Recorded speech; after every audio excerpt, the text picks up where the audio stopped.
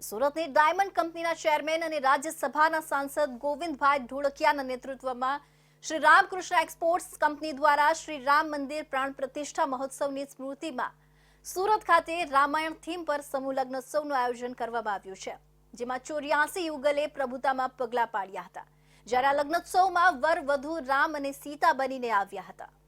સુરતમાં અભરામાં સ્થિત ગોપીન ગામ ખાતે પ્યોર વિવાહના શીર્ષક હેઠળ યોજાયેલ સમૂહ લગ્નોત્સવમાં 84 યુગલો લગ્ન ગ્રંથિથી જોડાયા હતા।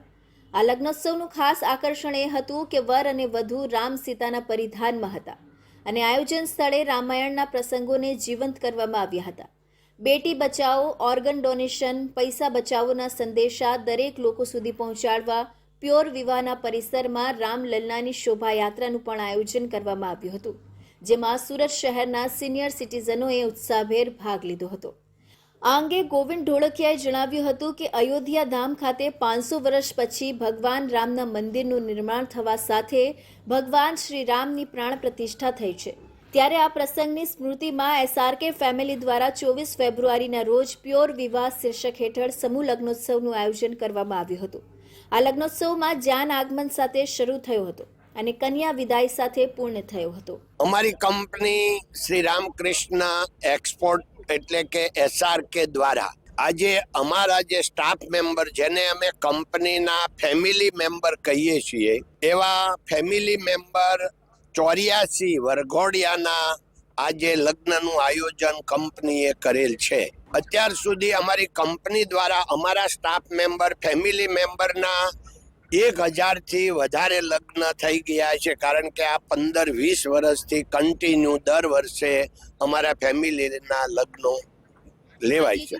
રામાયણ થીમ પર આયોજિત આ સમૂહ લગ્નોત્સવમાં કાર્યક્રમ સ્થળે શબરી રામ મુલાકાત સહિત વનવાસ દરમિયાન બનેલા પ્રસંગોને જીવંત કરવામાં આવ્યા હતા।